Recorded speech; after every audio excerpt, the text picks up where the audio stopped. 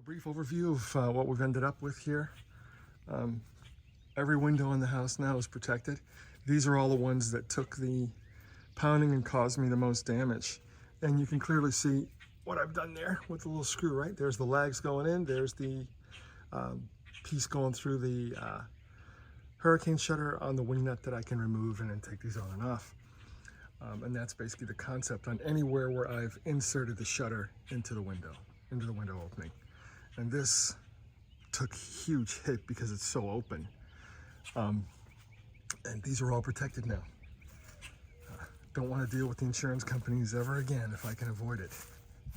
Here we got the same situation. Basically, you've got the house wide open. With the wind just came through here as the hurricane was making its northern track. And so these windows are now fully protected. And you'll see how I did all that in the video here. Same thing here on this side. And on some of these films, I've not removed the protective covering because these are not going to stay up on a permanent basis like some of my neighbors are doing. And I was going to leave that little film on there for an additional layer of protection until I need to remove it. The ones I'm going to leave up, I have removed the film. This window here, I took my time and actually followed the curve of the punch out around the top. And it looks nice. Up here, we're in against the sides, so I don't really have to follow the curve. No wind can get underneath it. That one was easy. And this I solutioned with scraps from the others, but it's basically got the same brackets going up the sides that hold it in place. And then I overlapped it. I could have cut these to where they matched each other, you know, and you couldn't really see that seam, but they overlap. And so I thought, you know, it's stronger that way. Just use a little bit bigger bolt on the overlaps. And I left it. It's a hurricane shutter. A few more of the tools you're gonna need. Your drill is absolutely a must. You gotta have a good drill. This guy here, this fitting worked out great for driving into top cuts. So you'll need one of those fittings here. This is basically what you're gonna be looking for. And that little fitting there fits right into the end of the driver, which is my go-to screwdriver. The top con comes with these bits. You're gonna find one in the box, but get yourself a couple more. The concrete can be rough in some places, and these just go through it like butter. Absolutely fantastic. Definitely need a good tape measure. What else? Have a couple of these, because once you've gone through the 1/4-inch bracket, you know, this can hold your nut in place for you. And the other thing you have to have is a good saw. This is all I use to cut. This stuff cuts so easy. It's just basically plastic, right, guys? Very simple. And I did have to go out and buy myself a new jigsaw, which came in great for any curve cuts that you have. Absolutely simplified any of that, and plus that big back window around the back there. So that's all you need. Some basic tools, drill, that saw or a skill saw will work, and a jigsaw was a must if you're doing any kind of cuts. I'll show you the L bracket. Okay, so here was my concept. You know, I wanted to set these things in place to where I could easily put up and remove the shutter without screwing up the concrete holes in the wall. So this right here, I bought these brackets. I bought a bunch of them on Amazon. They were 20 mil, so I had to drill out the one hole to 25 because these are 1/4-inch screws. All your hardware for the hurricane, these wing nuts, is all 1/4-inch. So then what happens is this part here is what holds your, right?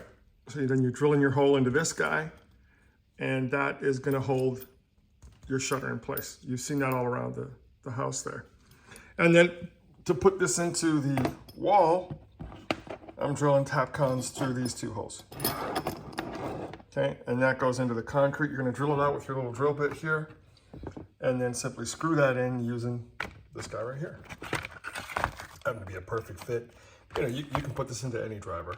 You could have done it in your drill. I did them all by hand just to make sure I'm not going too fast and screwing up the concrete. And there's, you know, it's not a big drive. It doesn't take long to get those in. But that's your basic toolkit, guys, and that's the concept and how I put this up. And so now this part will stay in the wall. I'm gonna leave the brackets up there for any windows that are bracketed. And all I gotta do is undo this wing nut, take off the panel, and put the wing nut back on with the little plastic guy to protect it so that the threads don't get damaged. Okay, that's the process. These are the basic items I'm using to install the Hurricane shutters. You know, these kits, I bought 2 of these. You get 25 in each, and it comes with your tool to help you drive them into the concrete. You want a good a concrete bit for this at this size of the bigger screw, because this is your 1/4 inch here. It comes with these your wing nuts with the washer built into them, and it all comes with the covers, so that once you've taken this off and your panels are down, you can slide one of these onto the exposed part of the screw and keep it from rusting, keep it protected, so you can get your wing nuts on next year when you go to put the Hurricane shutters up. And for the L brackets, I got 40 of those coming. I'm going with these 1/4 inch nuts. I bought 2 varieties just to see which one was going to fit better for me, this guy and this guy. And what I'm doing is when I put the bracket in, I'm putting it in up against the wall to where it's being, tap-conned in. I'll show you the tap-cons too. And then I'm pushing it where the bracket is right up against the frame of the window. These window frames all held up, right? Everything withstood the winds of Ian with nothing in front of them. So your window frame is not your issue. That support is it. So I'm letting the Hurricane shutter lean against the window for the ones that I've got inset inside the window framing. And then the L bracket pushes up against the window frame to hold this little screw in place. You'll see that. I'll show you a detail of one that I'm installing with the tap. This one's been all stripped off so you can see how much more translucent it is. You can see through them, and they just work great. I'm actually just taking this bottom one off and leaving this top part in on both these windows all year long. And then this one here too, I'm gonna do the same thing because it offers me a lot more privacy. In the bathrooms, you can't see through them anyway. But this one is done and it's all been cleaned off. I'm just gonna leave those up permanently. Why deal with it? And that one's all fastened in with the little L brackets as well. Like I said, I'll show you a detail on that when I get to doing it. The process for me here is to drill out the hole. Mark the holes first on the panel for each individual window. Drill out the holes with a bit that's big enough for the 1/4 inch screws of 1 inch and a quarter. Mount them, then set them up. Mark the holes for where I'm going to drill into the concrete, and then put the top cons in. I bought a nice little jigsaw yesterday, 29 bucks for a Black & Decker, and I was able to curve these edges and follow the curve of the outline and put the little design at the top, and it wasn't too bad. It came out pretty easy. So this window now is officially done, and you can clearly see the difference between the film now and the top. Let's see what that looks like from the inside. And the second window is completely done. It's a bathroom on the north side. We're waiting on brackets to finish these fellas out. They'll be here tomorrow. But you can see the difference between when the film is ripped off. This has a real nice sheen to it. It looks great. Absolutely fantastic. Here we go. It's done. It's got to be trimmed now down to, shouldn't be more than 4 or 5 inches around the opening. So I don't know if I'm going to go square or at angles, but we're going to trim this off right now, the easiest way. And we're there. This window, we're covering too big of a span. These guys have to go in vertically. It's like 77 inches, top to bottom. So I needed a bottom support, and rather than using their metal stuff, I've got this 2x2, got them screwed in here using their same fasteners. So basically what you have is this guy has gone into the concrete through the 2x2, and now he's on there with those wing nuts, so I can take him away along with these shutters once I take them down. And here we go. Let's start putting them up. This one is now up with the film removed. You can see a little bit of difference. Yeah, quite a bit. The camera actually does a better job looking through this stuff than my naked eye does. But that's the appearance from the interior. I'm going to talk a little bit about how I'm going to cut this and how I establish those lines. So just to keep it symmetrical around the curve, I'm not going to follow the curve. I'm going to want as much of this material as I can for just 1 or 2 more windows. But what I've done is I've just measured from the sill, from the bottom up to the same point on both sides. And from here up to there as well, to that same point, which is about 2 inches off each screw to give me enough ply and material around the screw points. They don't want you to have more than 4 inches. I'm going 5. They don't want a bunch of excess material around, because you can see wind is going to get up underneath here, and that's a joke. That has to go. And so then how to establish the rest of it, I just took my level and went straight up from this corner. You can see the mark up there, and straight up from that corner to establish my endpoints. And then from there, I gave myself enough room where I've still got the 2 inches around each one of the screws that are going in, and continue that line from this point that we already established straight up till it hits that vertical. And that was my starting point. Then from here, that's still too much material, right? That little triangle we don't want. So just another isosceles coming in from these guys. And I wanted both the same on each side, so just measuring out from here, I think I came out like 18 millimeters or whatever that was. Anyway, same point. So that from here and here, it's the same measurement going across with that triangle, and the same over here and here. So they're gonna look very symmetrical around the window. And the way I'm putting in the bolts for extra bolting, I'm gonna have another one going in up here on this corner once we've cut it, just to keep that strong. And then also here and here, two more, one on each side. You know, if I was doing the traditional metal panel, it would only be attached on the bottom and on the very top.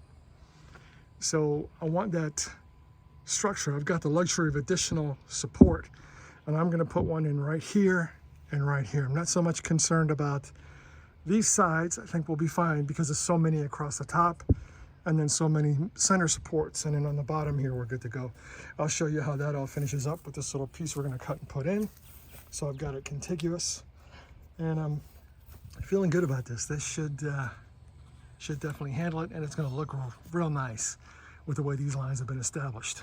Show them to you after they're cut. Ahead here, this is what I'm using. I'm using a 2x2 on the interior of the window, which I've lagged down into using the same wing nuts into the concrete. So during the winter, outside of hurricane season, I just simply undo those wing nuts, take this all inside. But to attach the panel to it, I'm using the, you can see I've got the same concrete drivers coming through. I don't like that. And it's a waste of those concrete tab cons too.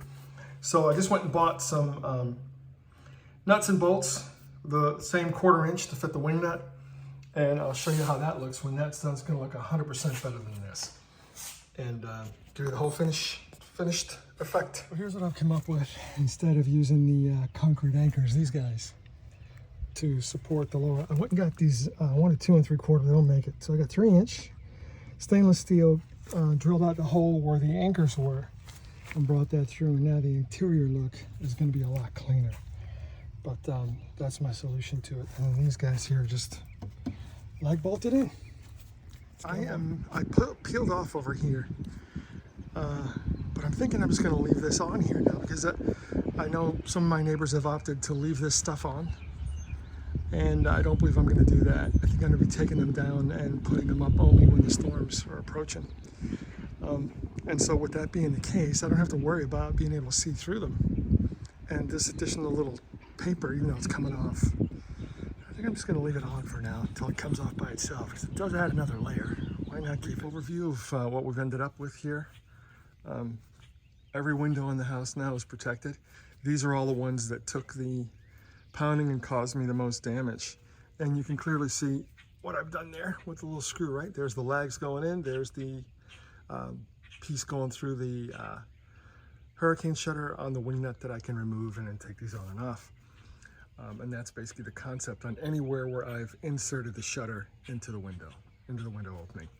And this took a huge hit because it's so open. And these are all protected now. Here we got the same situation. Basically, you've got the house wide open. With the wind just came through here as the hurricane was making its northern track. And so these windows are now fully protected. Same thing here on this side. And on some of these films, I've not removed the protective covering because these are not going to stay up on a permanent basis like some of my neighbors are doing. And I was going to leave that little film on there for an additional layer of protection until I need to remove it. This window here, I took my time and actually followed the curve of the punch out around the top. And it looks nice. Up here, we're in against the sides, so I don't really have to follow the curve. No wind can get underneath it. That one was easy. And this I solutioned with scraps from the others, but it's basically got the same brackets going up the sides that hold it in place. And then I overlapped it. I could have cut these to where they matched each other, you know, and you couldn't really see that seam, but they overlap. And so I thought, you know, it's stronger that way. Just use a little bit bigger bolt on the overlaps. And I left it. It's a hurricane shutter.